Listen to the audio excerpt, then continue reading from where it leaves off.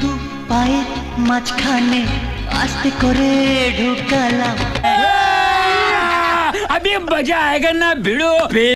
দু পায়ের মাঝখানে আস্তে করে ঢুকালাম। कौन है ये लोग? कहाँ से आते हैं?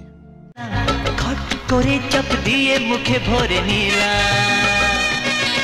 দু পায়ের মাঝখানে আস্তে করে ঢুকালাম, খট করে চাপ দিয়ে মুখে ভরে নিলাম। कुछ भी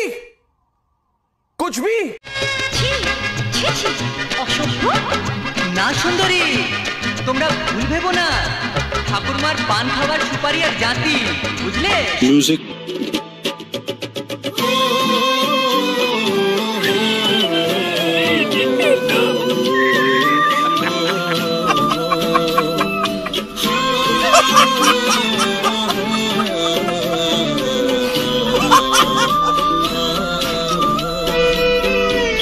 भगवान।